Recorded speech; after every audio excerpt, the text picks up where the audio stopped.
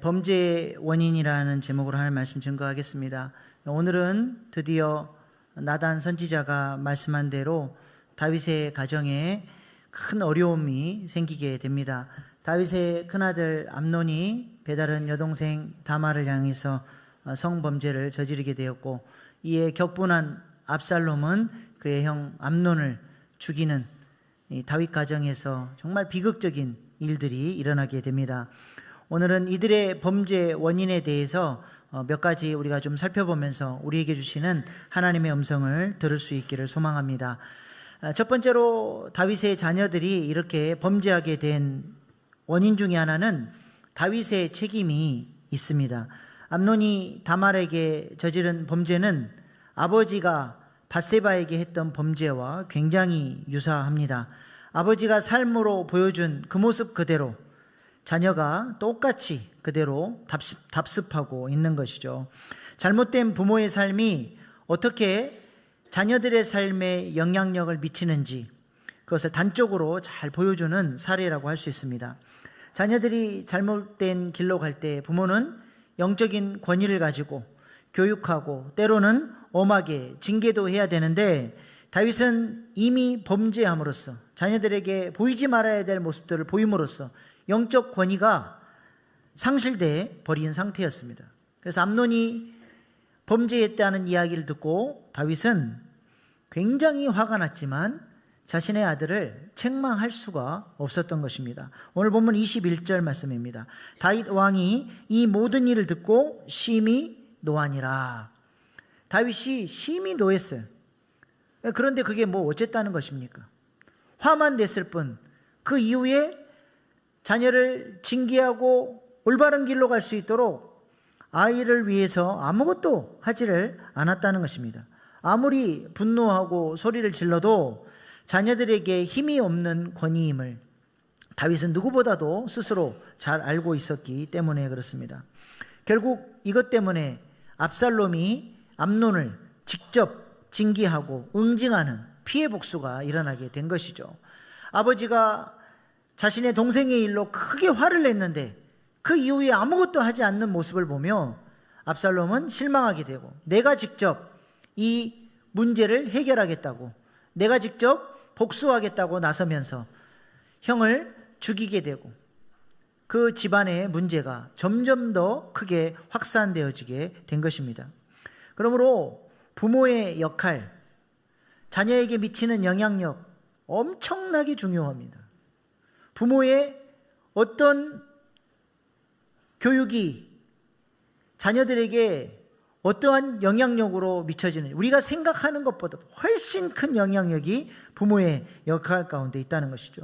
제가 첫 아이를 얻고 하나님 앞에 이 아이를 축복하며 간절히 기도했습니다. 하나님, 우리 아들은 노아처럼 순종하는 사람이 되어지게 해주시고, 아브라함처럼 믿음의 사람으로 세워주시고, 이삭처럼 하나님의 은혜 안에 깊이 깨트려져서 죽음의 자리까지 순종하는 사람 되어지게 해주시고, 야곱처럼 성령의 인도하심에 이끌려 살아가는 하나님의 사람 되어지게 해주십시오.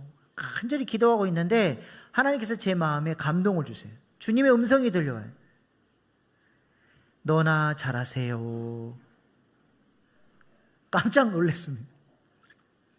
네가 지금 기도하는 것도 중요하지만 부모로서 네가 하나님 앞에 순종하고 잘 살아가면 그 영향력이 내 자녀들에게 흘러갈 테니 너는 부모의 사명이 무엇인지를 분명히 하라고 주님께서 저에게 유모 코드로 말씀을 하신 것이죠. 성경이 가르쳐주는 부모의 가장 중요한 역할이 무엇입니까? 그것은 다름 아니라 자녀들에게 하나님을 보여주는 부모가 되어야 하는 것입니다. 질문해 보겠습니다. 하나님은 남자입니까? 여자입니까? 하나님은 남자예요? 여자예요? 네? 네. 우리가 하나님을 아버지라고 고백하지만 사실 하나님의 형상 안에는 아버지의 모습도 있고 어머니의 모습도 같이 담겨 있어요. 우리 누가복음 15장에 보면 돌아온 탕자 이야기, 거기에 아버지는 아버지라기보다는 어머니에 가깝지 않습니까? 유산을 달라는 것은 아버지 참 명줄도 기시네요. 아니 빨리 죽으셔서 유산 좀 주십시오, 이런 말인데도 이런 건방을 떠는 아들에게 유산을 주고, 또 그 아들이 언제나 돌아오려나 늘 문 앞에 나가서 기다리는 이 엄마 같은 모습을 하나님께서 우리에게 보여주지 않습니까? 시편 23편에도 보면 우리 하나님은 다윗에게 진수성찬의 밥상을 차려주시고 엉덩이를 두드리면서 내 새끼야 많이 먹어라, 엄마 같은 모습을 보여주죠. 물론 하나님께서는 때로는 아버지처럼 엄하게 꾸짖고 징계하실 때도 있지만 엄마처럼 상처를 싸매주시고 밥상을 차려주시고 사랑하고 위로해주는 따뜻한 엄마와 같은 모습도 있다는 것입니다. 그러니까 하나님의 형상 안에는 아버지의 남성성과 어머니의 여성성이 같이 담겨 있는 것이죠. 이 하나님의 형상을 남자에게는 하나님 안에 있는, 하나님 형상 안에 있는 남성성을 주시고 여자에게는 하나님의 형상 안에 있는 여성성을 주신 것입니다. 그래서 창세기 1장 27절 말씀 보십시오. 하나님이 자기 형상 곧 하나님의 형상대로 사람을 창조하시되 남자와 여자를 창조하시고, 남자와 여자를 각각 하나님의 형상인 남성성과 여성성을 주고 둘이 서로 사랑할 때 온전한 하나님의 형상을 이루게 되는 것입니다. 그래서 남편과 아내의 이 아름다운 온전한 사랑을 통해서 그 사랑 속에 하나님의 형상이 보여지게 되는 것이고, 자녀들은 부모의 그 사랑 속에서 하나님을 배워나가게 되는 것입니다. 이것이 바로 결혼의 목적이요 사랑의 목적인 것이죠. 근데 다윗을 생각해 보시기 바랍니다. 다윗이 이런 가정을 세웠습니까? 부부의 아름다운 사랑의 연합을 통해서 하나님의 형상을 보여주는 부모의 사명을 감당했나요? 자녀들에게 하나님의 형상을 보여주기는커녕 아내를 많이 두지 말라는 하나님의 말씀을 어기고 수많은 아내를 취함으로써 지금 다윗의 가정에 일어나는 이 복잡하고 어려운 문제들의 원인을 다윗이 제공을 한 것입니다. 신명기 17장 17절 말씀 보십시오. 그에게 아내를 많이 두어 그의 마음이 미혹되게 하지 말 것이며 자기를 위하여 은금을 많이 쌓지 말 것이니라. 왕은 절대로 아내를 많이 두지 말라고 말씀하셨음에도 불구하고 아내들을 많이 둠으로써 다윗도 그것 때문에 어려움을 당했고 솔로몬도 이 문제 때문에 넘어지게 된 것입니다. 결국 다윗은 하나님이 기뻐하시는 가정을 제대로 세우지 못함으로써 자녀들이 잘못된 길로 갈 수밖에 없게끔 그렇게 환경을 만들었다라고 하는 것이죠. 그러므로 우리의 사명이 무엇이겠습니까? 먼저는 부부가 서로 깊이 주님께서 주시는 사랑으로 사랑하고 하나 되어 하나님의 형상을 보여줄 수 있는 부부가 되어야 하는 것입니다. 저는 남편도 없고 아내도 없는데요, 예수님을 신랑 삼으셔서 그렇게 깊이 사랑하시기 바랍니다. 그러면 자녀들에게 그 하나님의 형상이 비춰지고 흘러가게 되는 거예요. 그래서 자녀들은 부모에게서 이 하나님의 형상을 배우면서 신앙의 전수가 이루어지게 되는 것이죠. 이것이 우리의 기도 제목이 되고 사명이 될 수 있기를 소망합니다. 우리는 때때로 자녀들에게 큰 소리 칩니다. 내가 너에게 밥을 안 줬냐, 돈을 안 줬냐, 옷을 안 줬냐, 내가 너한테 안 해준 게 뭐냐, 큰 소리 치는데 신앙의 전수를 제대로 하지 못했다면 부모의 제일 되는 사명을 잘 감당하지 못했다는 것입니다.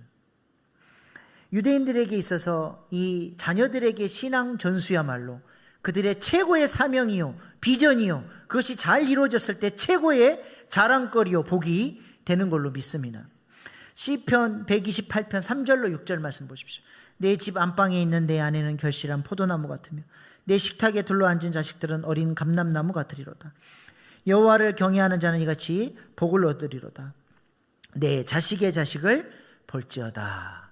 하나님을 경외하는 자에게 하나님께서 이러한 믿음의 가정을 주시고 세워주시는데 내 자식의 자식을 보게 해주신다는 것.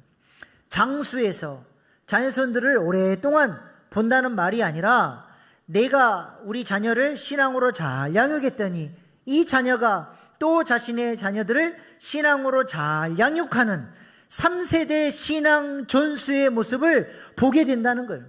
이 모습을 본 사람이야말로 하나님께서 이 땅에 나를 보내신 사명을 감당하는 것이고, 하나님이 나에게 이런 놀라운 은혜를 주셔서 우리 가정이 이렇게 믿음의 가정으로 세워지게 해주셨구나, 감사와 감격의 눈물을 흘리게 된다는 것이죠. 이런 사람이 주님 앞에 섰을 때 잘하였도다, 착하고 충성된 종이라 칭찬받게 된다는 것입니다. 이것을 유대인들은 최고의 복으로 여기는 거예요. 우리도 동일하게 이러한 믿음의 가정을 세우고 이러한 축복을 누리는 복된 인생들 다 되실 수 있기를 축복합니다. 두 번째로 다윗의 자녀들이 이렇게 범죄하게 된 이유 중에 하나는 어둠의 영들의 역사 때문에 그렇습니다.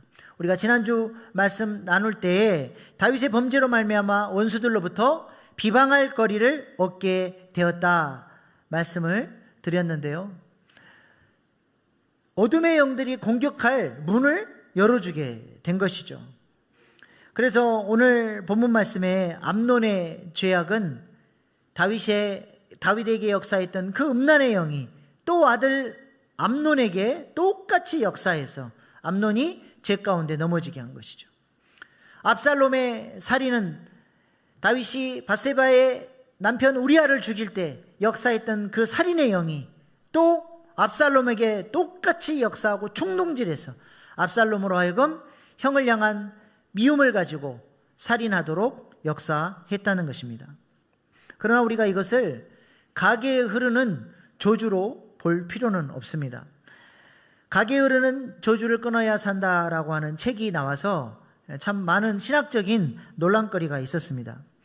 가계에 흐르는 저주는 없다라고 주장하는 사람들은 이 말씀을 근거로 이것을 반대합니다. 신명기 24장 16절입니다. 아버지는 그 자식들로 말미암아 죽임을 당하지 않을 것이요 자식들은 그 아버지로 말미암아 죽임을 당하지 않을 것이니 각 사람은 자기 죄로 말미암아 죽임을 당할 것이니라. 아버지가 죄를 지었다고 아들도 저주 아래에서 고통당하는 게 아니에요. 자기 죄 때문에 되는 것이지 아버지가 그랬다고 가게에 흐르는 저주가 흐르는 게 아니라는 것이죠. 예레미야 31장 29절 31절 말씀입니다. 그때 그들이 말하기를 다시는 아버지가 신포도를 먹었으므로 아들의 이가 시다 하지 아니하겠고 신포도를 먹는 자마다 그의 이가 신 것 같이 누구나 자기의 죄악으로 말미암아 죽으리라. 세대 가게에 흐르는 저주는 없다는 것이죠. 그러나 가게에 흐르는 저주를 반대하는 사람들의 문제는 뭐냐면 너무 영적인 세계를 무시한다는 것입니다. 사탄, 귀신, 축사 이런 얘기가 나오면 아주 싫어하고 그런 영적 세계에는 쳐다보려고도 하지 않아요. 내가 아무리 그러나 부인하고 무시해도 마귀는 지금도 우리를 넘어뜨리기 위해서 강력하게 역사하고 있다는 사실을 알고 있어야 됩니다. 함부로 영적 세계를 무시해서도 안 된다는 거예요. 베드로전서 5장 8절 9절 말씀입니다. 근신하라 깨어라 너희 대적 마귀가 우는 사자같이 두루다니며 삼킬 자를 찾나니 너희는 믿음을 굳건하게 하여 그를 대적하라. 이는 세상에 있는 너희 형제들도 동일한 고난을 당하는 줄 알미라. 지금도 마귀는 우는 사자처럼 삼킬 자를 찾아다닌다는 것입니다. 그래서 우리가 마귀, 사탄, 어둠의 영들을 무시해서도 안 되는 거예요. 또 반대로 가게에 흐르는 저주를 믿는 사람들은 뭐가 문제예요? 너무 운명론적으로 기계적으로 우리 집안에는 저주가 흘러 그걸 당연시 받아들인다는 거예요. 그러나 그렇지 않습니다. 예수님이 십자가의 보혈의 은혜로 우리 가정의 모든 저주와 모든 아픔의 문제들을 다 끊어주신 줄로 믿습니다. 로마서 8장 1절 2절 말씀입니다. 그러므로 이제 그리스도 예수 안에 있는 자에게는 결코 정죄함이 없나니 이는 그리스도 예수 안에 있는 생명의 성령의 법이 죄와 사망의 법에서 너를 해방하였음이라. 죄와 사망의 법에서 이미 우리는 해방된 줄로 믿습니다. 더 이상 마귀가 우리를 향한 지배권을 가지지 못하고 우리 집안에 어떤 그런 저주가 흐르는 것이 아니라는 거예요. 그러므로 나는 이미 해방됐습니다 하고는 어둠의 영들을 무시하는 것도 문제고, 기계적으로 우리 집안에는 저주가 흘러라고 말하는 것도 문제라는 것이죠. 우리 주님께서는 이미 죄와 사망의 법을 깨트려 주셨습니다. 그러나 아직 완전한 승리가 주어지기까지는 우리 주님이 재림하셔야 완성의 역사가 이루어지는 것이죠.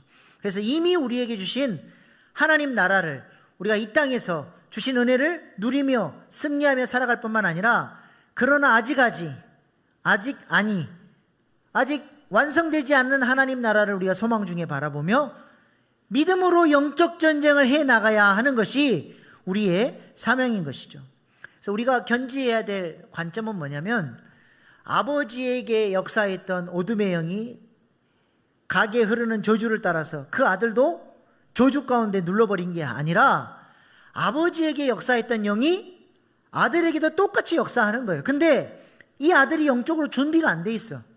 그러니까 또 넘어지는 거예요. 아버지도 그 어둠의 영 때문에 쓰러졌고, 아들도 쓰러지고, 손자도 쓰러지고, 그러니까 겉으로 볼 때 그 집안에 저주가 흐르는 것처럼 보이는 거예요.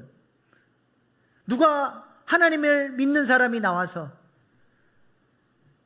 믿음으로 모든 어둠의 권세를 물리치고 자녀들을 신앙으로 양육하며 믿음의 가정을 세우게 되면 이 역사는 끊쳐지게 되는 거예요. 마찬가지로 세대를 거듭하며 복을 받는 가정도 마찬가지입니다. 아버지가 신앙생활을 잘하면 자녀는 아무것도 안 해도 자동으로 복을 받나요? 그렇지 않습니다. 아버지가 그 자녀를 위해서 간절히 기도하고 신앙을 잘 전수했을 때, 이 아들이 또 믿음으로 하나님 안에서 잘 살아갈 때 아버지로부터 흘러오는 그 믿음의 유산과 하나님이 주시는 복을 누리면서 세대를 거듭하며 복을 받는 믿음의 명문 가정으로 세워지게 되는 것입니다. 미국의 윈십 교수라고 하는 사람이 19세기에 살았던 두 가문을 비교하여 발표하였습니다. 한 사람은 네덜란드 출신의 죄수 아다 주크였고, 또 다른 한 사람은 신실한 그리스도인 조나단 에드워즈였습니다. 술주정뱅이 아다 주크의 후손 709명을 조사해봤는데요, 사생아가 106명, 매춘부가 181명, 거지가 142명, 구호수 수감자가 62명, 범죄자가 76명, 그 중에 살인자가 7명이나 있었습니다.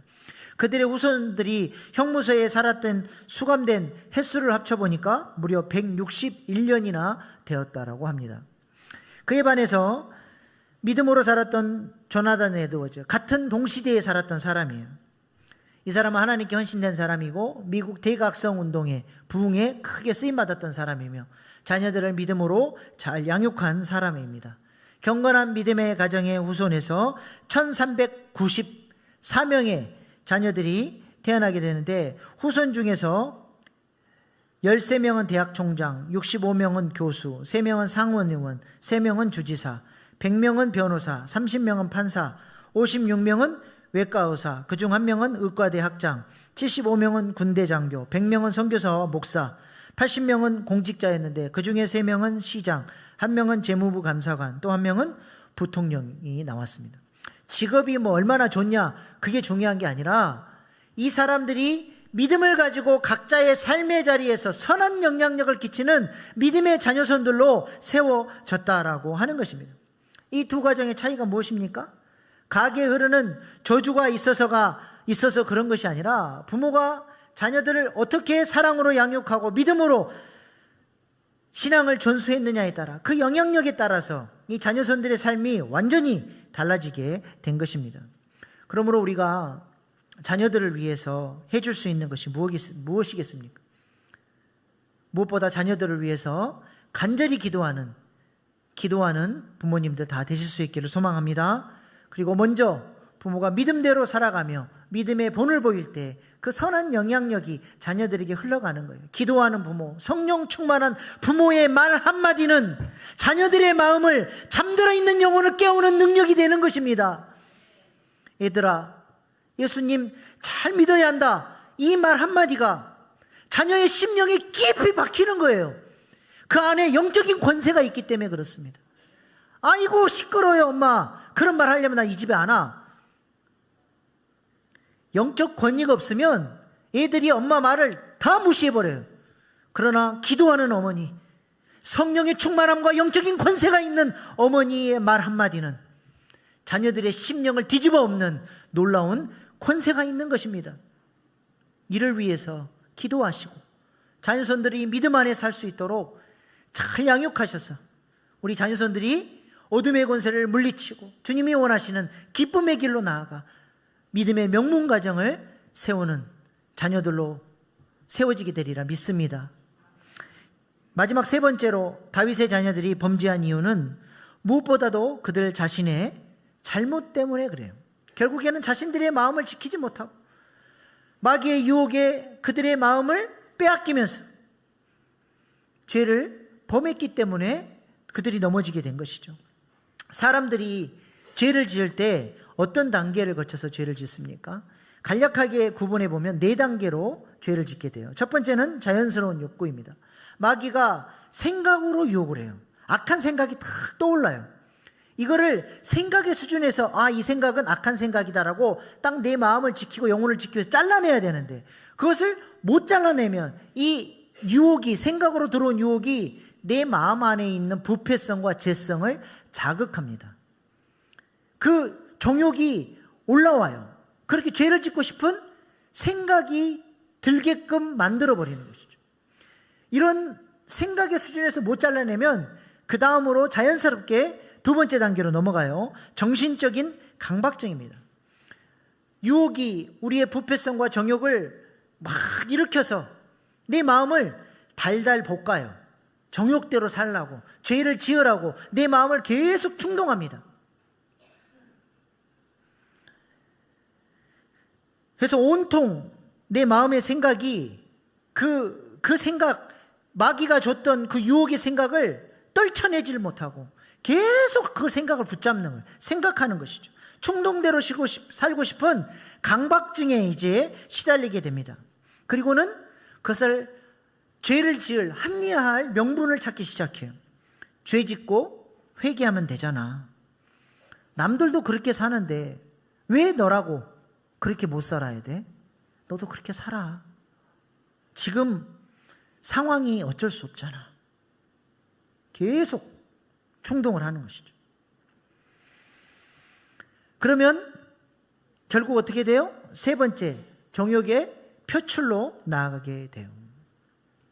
일단 정욕이나 음욕을 품게 되면 이것은 이제 강력한 힘과 에너지가 돼서 내 마음과 행동을 죄 가운데로 끌고 가는 능력이 되는 것입니다. 벌써 내 마음에 이 죄에 대한 충동에 사로잡혀 있으면 시간 싸움이지, 얼마나 있다가 넘어지냐는 싸움이지, 결국에는 넘어지게 되는 거예요. 그러니까 생각의 수준에서 못 잘라버리면 우리 안에 있는 이 부패성은 죄를 사랑할 수밖에 없습니다.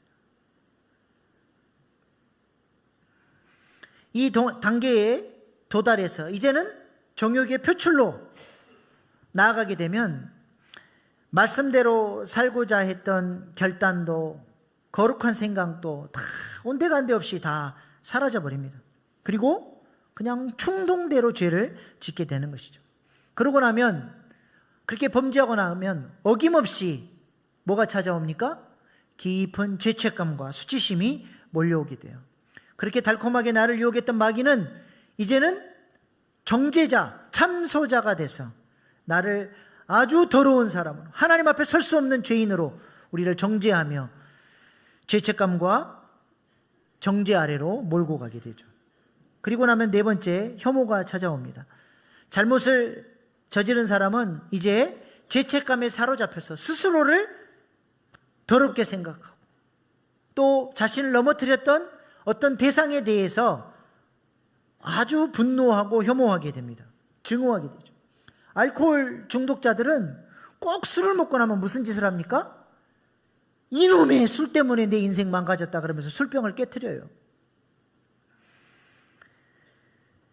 음란 사이트를 통해서 정욕을 풀었던 사람은 수치심에 부끄러워 컴퓨터 모니터를 깨트려 버립니다. 포르노 잡지를 본 사람은 그 잡지를 찢어버립니다. 정욕대로 행동하고 죄의 즐거움을 얻은 후에 찾아오는 수치심과 그 정죄감 때문에 그런 행동을 하게 되지만, 그런 후에는 그 사람의 삶을 전혀 변화시키질 못해요. 오늘 후회했는데 내일 또 정욕이 올라오면 또 정욕대로 똑같은 방식으로 또 넘어지고 죄 가운데 살아가죠. 그러면서 점점점 더 담대하게 죄를 짓고 점점 더 자극적이고 더 큰 죄 가운데로 빠져들어가는 죄의 종로로 타는 사람이 되고 마는 것입니다. 바로 오늘 본문 말씀에 암논이 바로 이러한 방식으로 죄를 짓게 된 거예요.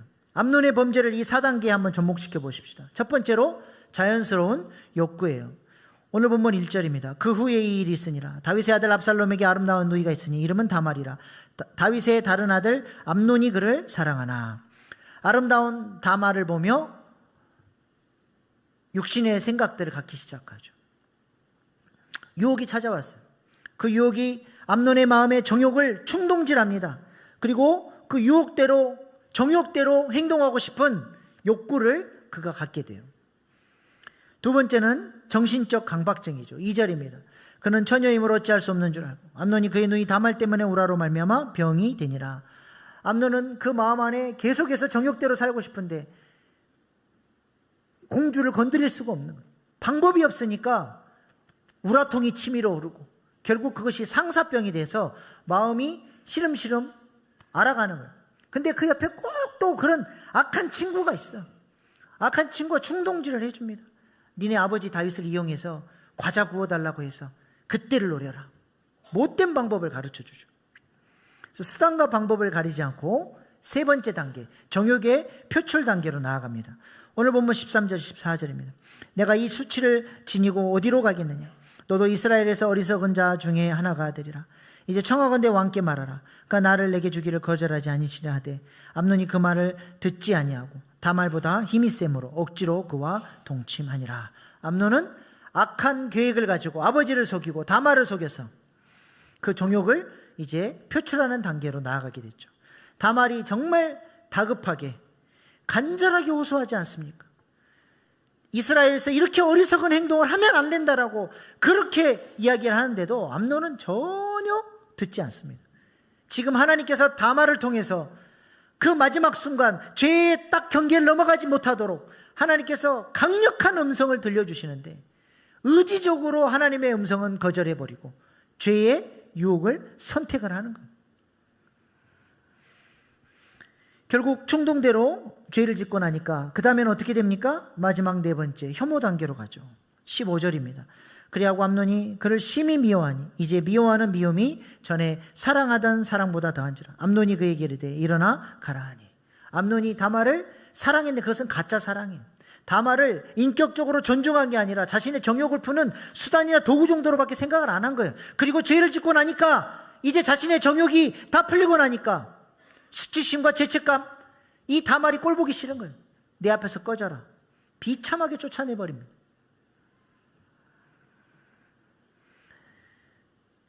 암논이 달라졌겠습니까?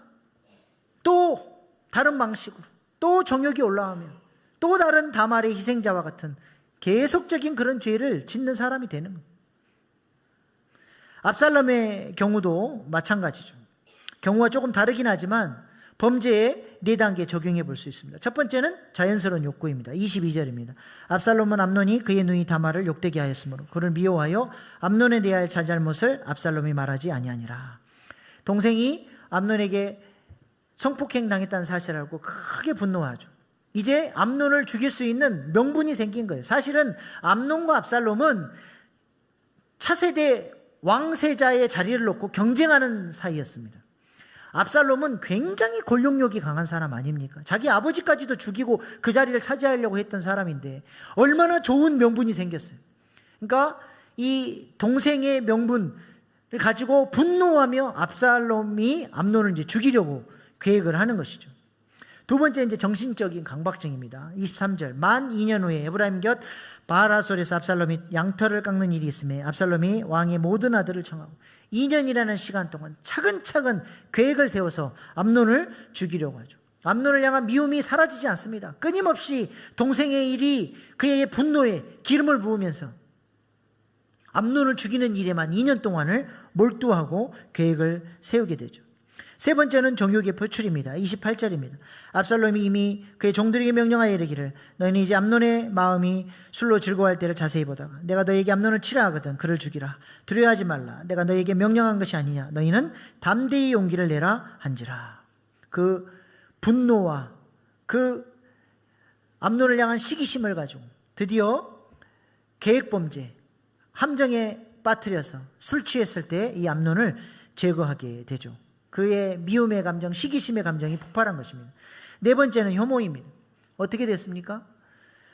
이 일로 말미암아 이제 압살롬은 자신의 외갓집으로 오랜 시간 도망가 있어요. 그리고 사무엘하 15장에 보면 자신을 이런 지경에까지 이르게 만든 아버지를 향한 이 분노와 복수심을 가지고 이제는 암논에게 향했던 칼날이 이제는 아버지에게로 향해서 집안 안에서 아들이 아버지를 죽이려고 하는 끔찍한 일이 일어나게 된 것이죠.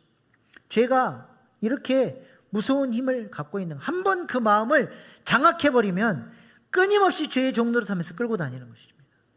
우리도 마찬가지예요. 우리가 은혜 받는 일에 게을러지고 영적인 게으름에 빠지면 악한 생각이 항상 찾아와요. 그러면 생각의 수준에서 이것을 못 잘라내면 어때요? 내 마음 안에 있는 부패성과 죄성을 충동질해서 그 죄 가운데 살아가게끔 우리를 끌고 가는 것이죠. 이렇게 되지 않으려면 어떻게 해야 됩니까? 항상 깨어 있어요. 항상 깨어 있으려면 항상 은혜를 받아야 돼요. 항상 은혜의 자리를 사모해야 되는 것이죠.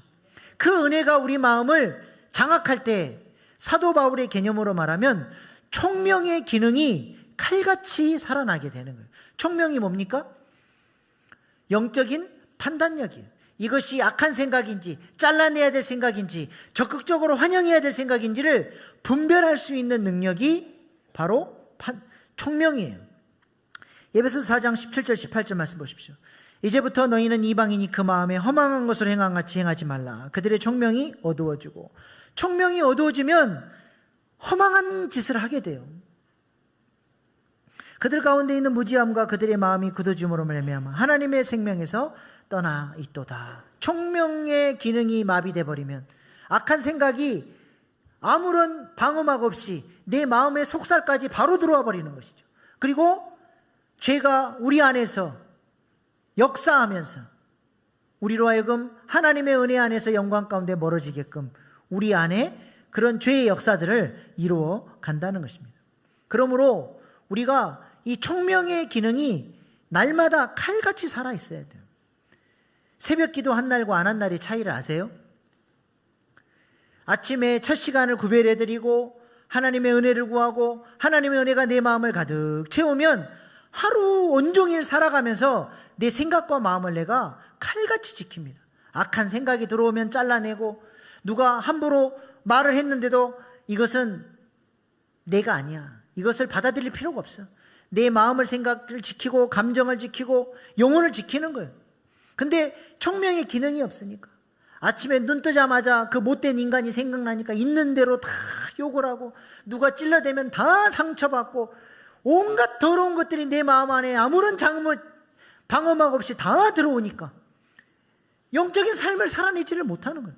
항상 생각이 복잡하고 무엇이 하나님의 뜻인지 분별하지 못하고, 말씀은 듣고 은혜 받고 결단은 했는데 일주일 살아가는 건 뭘 어떻게 살았는지를 몰라요. 어떤 말씀을 붙들고 살았는지, 무엇인가 영적인 내 삶의 기준이 없는 거예요. 총명의 기능이 현저하게 떨어져 있기 때문에 그런 것입니다. 총명의 기능이 잘 살아있는 사람이 하는 일이 있는데 그것이 바로 저널링이에요. 저널링, 영적 일기 쓰기. 영적 일기를 써낼 수 있는 사람은 총명의 기능이 칼같이 살아있는 사람만 저널링을 쓸 수 있는 거예요. 오늘 하루 내가 어떻게 내 마음을 지켰는지, 어떻게 내 생각을 지켰는지, 내 언어를 어떻게 지켰는지, 이 상황 속에서 내가 어떻게 말씀 붙들고 이겨냈는지를 저널링을 통해서, 오늘 내가 이렇게 승리했구나, 이 부분은 내가 좀 약했구나, 계속해서 나를, 내 삶을 복귀하는 거예요. 보세요. 사진 다시 띄워주세요. 지금 저에게 몇몇 목장들이, 청년들이, 목사님 저널링하고 있습니다. 저널링을 했더니 새로운 삶이 시작이 됐습니다. 목사님, 제가 신앙생활 한다고 하면서 말씀 붙들고 승리해 본 적이 없는데 저널링을 쓰기 시작하면서 말씀이 내 안에 살아서 하나님, 내가 살아가는 삶의 자리에서 말씀대로 승리해 보기 위해서 노력하는 사람이 됐습니다. 저널링 안에 무엇인가 새로운 게 있네요. 무엇인가 영적인 새로운 삶이 시작되는 것 같습니다. 해본 사람들은 알아요. 그게 뭐예요? 총명의 기능이 칼같이 살아서 내 마음을 지키는 것을 경험했기 때문에 그런 것입니다. 우리가 이 훈련들을 포기하지 않고 목장 안에서 서로 격려하면서 해보시기 바랍니다. 우리가 그렇게 믿음 안에서 마음을 지키고 기도하고 영적인 영향력을 가진 사람이 됐을 때 우리 자녀들에게 선한 영향력을 흘려보내주고 우리 자녀들도 우리처럼 하나님을 많이 사랑하는 자녀들로 3세대 신앙 전수의 놀라운 복을 보는 그런 사람이 되리라 믿습니다. 이것이 우리의 비전 될 수 있기를 소망합니다. 기도하시겠습니다.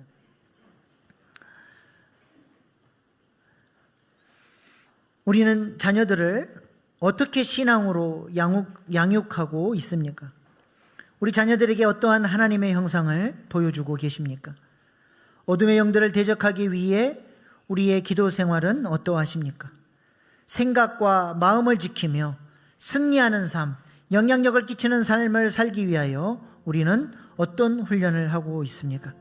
이 시간 우리에게 주신 하나님의 말씀을 붙들고 회개하며 결단하며 주여 3번 부르고 기도로 나가시겠습니다. 주여, 주여, 주여.